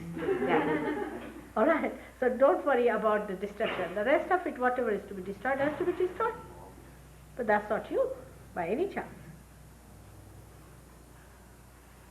Yes. I've been taught that in my spiritual life, that in all our there's a difference in your handedness. Say, left-handed people think a little different than right-handed people. I was wondering if in your teachings there is any difference in the handedness of people, or does it have any bearing? Does the left-handedness or right-handedness of a person have any effect? I mean, where you are left-handed or right-handed, you mean to say? Yes. No. Does it have any difference with No, not at all. No. But you see, the left-handed, right-handed, and the central part, three things are there. But it's a permutation and combination. The human beings are made of permutations and combinations of these three gunas. See, these are three gunas, the three moods of which we are made of, but the permutations and combinations of that. So, but this left-handedness of physical side, you mean to say, has nothing to do. All right? When you talk about left and right side, I assume you're talking about the opposite brain hemisphere. Yes. You see here, the ego and the superego. I mean, absolutely nobody is left-handed and absolutely nobody is right-handed. But by our habits and methods, we go more to the left or to the right. You see, that's our style is to go to some extremes we go, and that's how we are. When you say to the left side, you're talking about the right brain. Yes, of course, the right brain.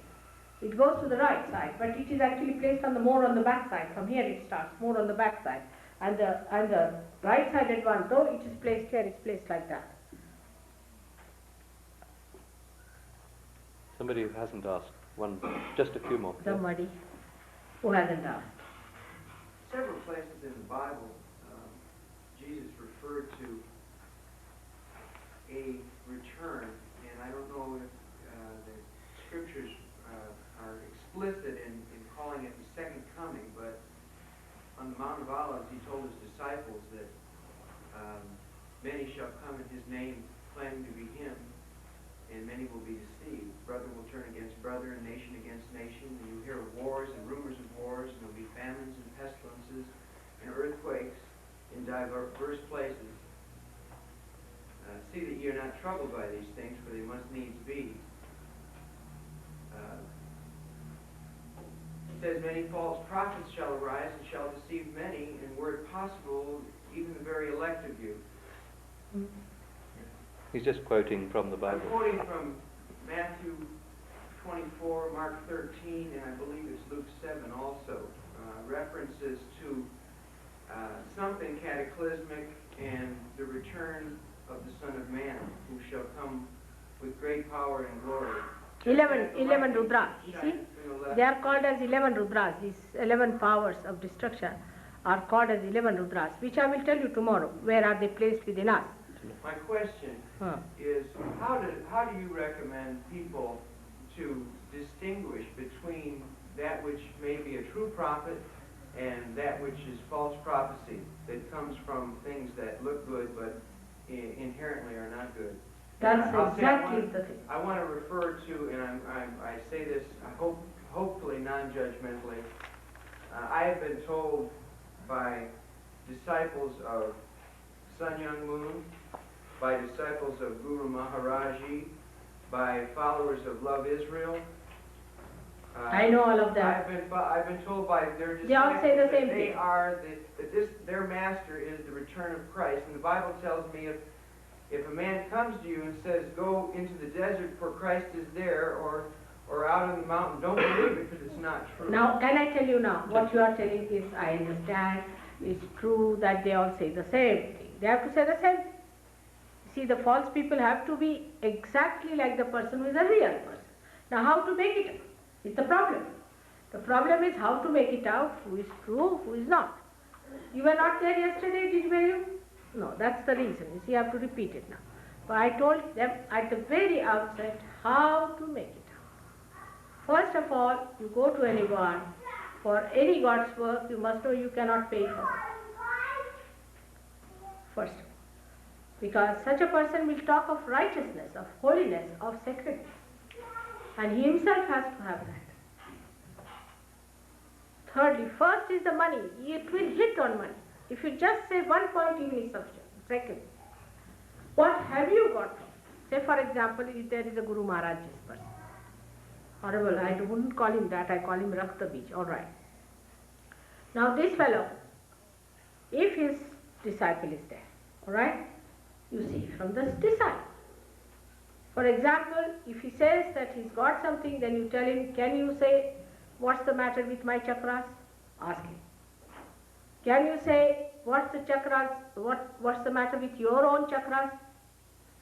Now these people know, they will tell you where is it. They can raise the Kundalini, they can show you the raising of the Kundalini. With your naked eyes you can see the raising of the Kundalini. Not in all, of course, if you are a good vehicle, it doesn't happen. But if there is obstruction, you can see. You can feel here, on top of your head, the thumb. Actually, and you don't just jump or do anything, but you see the cool breeze coming out. It's the cool breeze of the Holy Ghost that you have to feel. After getting that, after you get it, I mean it cannot be forced, it cannot be said, it is you who have to find out. You have to find out. You have to. Alright, then when it has happened to you, you see, ask the question. Everything can be found out by asking questions. Ask a question. Is there God? You get the cool breeze in your hand. Quite a lot, if you are a realized soul. But if you say, is this gentleman is a realized soul, you will get heat or your vibrations will stop, or maybe you might get blisters. Your awareness becomes empowered with that discrimination because of this cool breeze of the Holy Ghost flowing through you. You start feeling it all pervading power around, which you do not feel before. So when these people talk to you, you should know what have you got yourself. Alright? This is the main thing. What have you got? Now as she said, we'll teach her how to give realization. Today, we'll be giving realization to people. Those who have felt cool breeze yesterday can give realization today. Can you believe it? Those who felt the cool breeze yesterday and today also they are feeling it should come this side and they will give them realization. Alright? Work it out. Let's have it. Let's have the experience. Alright? Who is the one who has to ask one more question? But shouldn't take long, just ask me one. Now you ask now. Meditation? Not there, not there. Not there. I'll tell you how to do. The meditation part you forget, the rest. Now who is there? At the back. Now Michael. Okay. I hear a lot of people talking about God realization and about spiritual terminology, and I still see a lot of fear. And I'm wondering if you could talk about how people can confront their fear and maybe let go of it. What did she say? She hears a lot of talk about realization and so on, but she wants to know how to confront fear. That's her point. You see, first of all, unless and until I'm not talking, I'm going to make you get it. Alright? Yes. That's the point. It's not talking. Let's do it now. You want me to talk all the time by asking questions? Now one more. What is it? Is there a specific way that I can protect my daughters when we're around? We'll teach you all that. Now can we make it short? Yes. Better have. Talking makes the people think. The more talking, the more think. Yes, said it. Yes, said it. See, better not talk. Thinking, you won't get it. You have been thinking, talking, arguing, everything you have done so far. Now better get to it and get over your fears and everything. Now come forward and little forward so that you leave little spacing there. And be comfortable.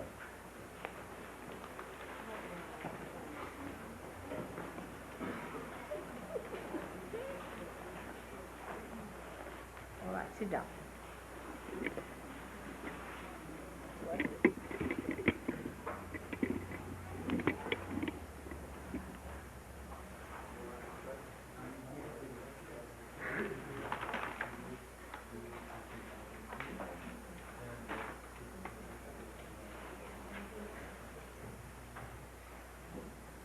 It is the direct experience that you must have. That's the main thing, not the thinking. Not the thinking. What he says is true, thinking makes you even worse. You see, thinking is not the thing. Now, put your hands towards me, just like this. Now sit in a way where you are comfortable. As it is, I would say again take it out these little bit, they are heavy things. Any heavy necklaces or anything? And these rudrakshas also to be worn by people who have high blood pressure, not with low blood pressure, because that will make your blood pressure even lower. Rudrakshas, you see? These are meant for people who have got high blood pressure, not for people who have got low blood pressure. You see, everything has its own place. Now close it. Please close it. And put both the hands towards me.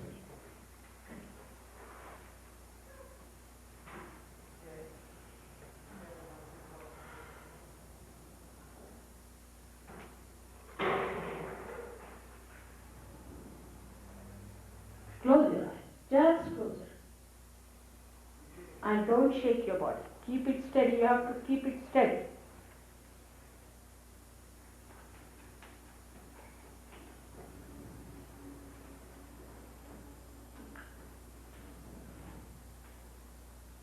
Steady yourself. Steady. Steadiness is the main point. Now your attention, you just loosen it. Loosen your attention. Do not fix it into any point whatsoever.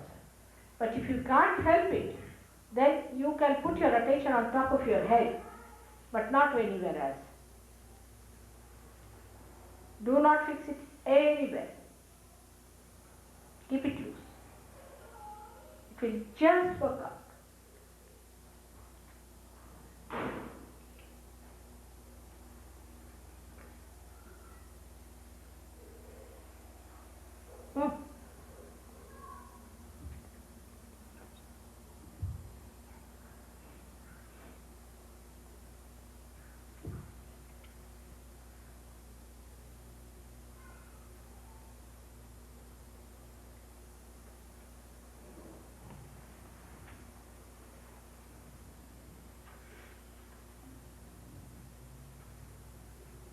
Again, put your right hand on your heart.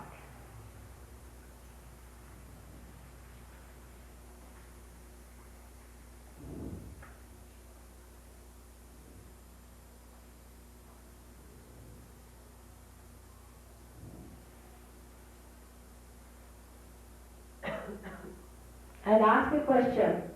Mother, am I the spirit? Just ask the question.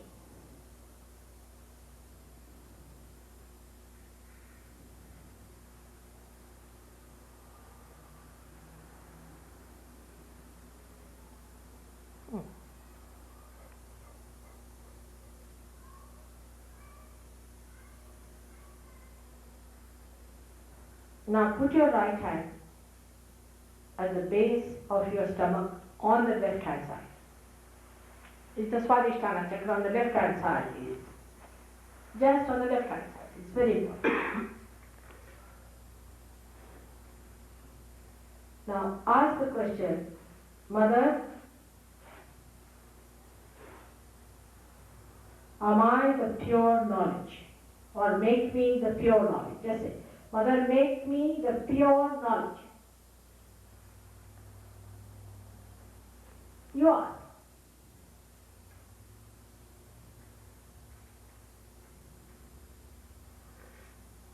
First of all, have confidence that you are that. You just awaken into that.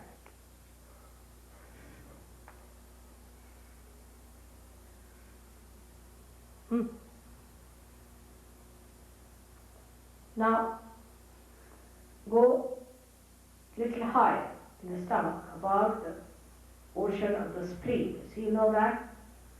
Higher, nearer the ribs, more on the ribs. Not absolutely, little lower than the ribs. Press hard. Left hand towards me. And right hand just here, yes. Now, close your eyes. Close your eyes. Close your eyes. And say, Mother, make me my own guru. Your own guru. Your own master. Make me my own guru. Press your right hand. Little deep. But don't stop your breathing.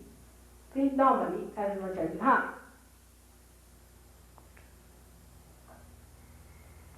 This you have to say 10 times.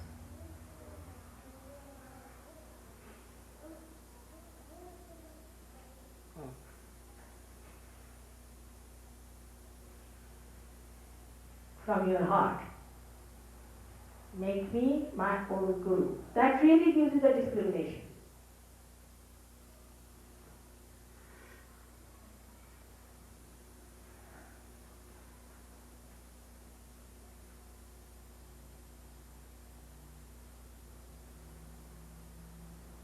Now raise it higher, put it at your heart level. Left hand should be towards me as if you are asking for something, alright? Just like this. Straight hand. Now at the heart point, just say, Mother, am I the spirit? Please ask me, Mother, am I the spirit? Just ask. Most of you will get cool breeze at this point. 10 times again.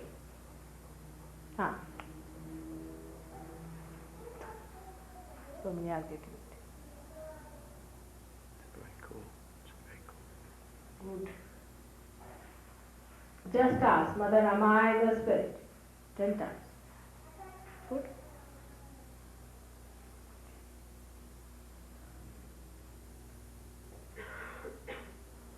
Without feeling guilty, again, I should say first of all, say I am not guilty, is better.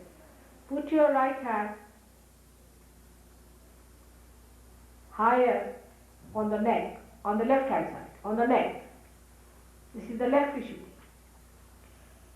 Now just say, Mother, I am not guilty. Say it again 16 times because you people are really a very bad Vishuddhi. I was clearing yesterday till 2 o'clock in the night your left Vishuddhi. What is there to feel guilty, my children?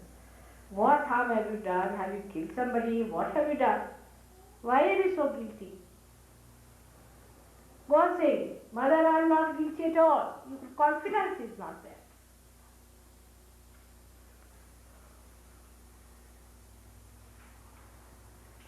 Unnecessarily you are deaf. That's right. Left side, yeah.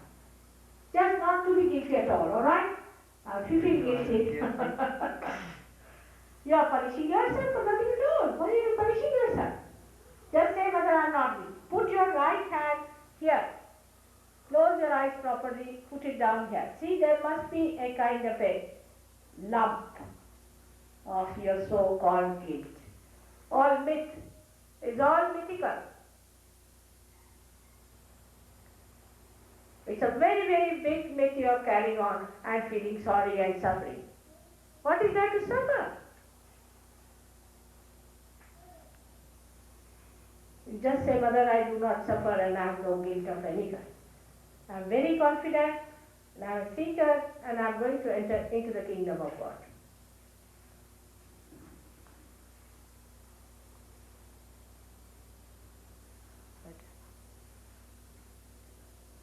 Still there, still there, still there. I don't know how many years you have been doing that. Don't be guilty about anything. Whatever you have done is nothing. I am talking about the ocean of love, the ocean of forgiveness, the ocean of compassion. And what is your gift? Not even a speck. Well, better now. Now you can put both the hands towards me. And now say, Mother, I forgive everyone. Actually, Lord's Prayer is the best for this. If you all know the Lord's Prayer and if you can say it thrice, it will work out faster. Will you say that? Let's see. Our Father, who art in heaven, hallowed be thy name. Thy kingdom come, thy will be done, on earth as it is in heaven. Give us this day our daily bread, and forgive us our trespasses, as we forgive those who trespass against us. And lead us not into temptation, but deliver us from evil. For thine is the kingdom, the power and the glory, forever and ever. Amen. Again. Our Father, who art in heaven, hallowed be thy name. Thy kingdom come, thy will be done, on earth as it is in heaven. Give us this day daily bread, and forgive us our trespasses, as we forgive those who trespass against us. And lead us not into temptation, but deliver us from evil. For thine is the kingdom, and the power, and the glory, forever and ever. Amen. Our Father, who art in heaven, hallowed be thy name. Thy kingdom come, thy will be done, on earth as it is in heaven. Give us this day our daily bread, and forgive us our trespasses, as we forgive those who trespass against us. And lead us not into temptation, but deliver us from evil. For thine is the kingdom, the power, and the glory, forever and ever. Amen. Now ask for your realization. You have to ask. I cannot just give you without your asking. As I said, your freedom is the most important. You have to ask. Put your both hands towards me and say, Mother, please give us our realization. Or you can say, please give me my realization. You have to ask for it.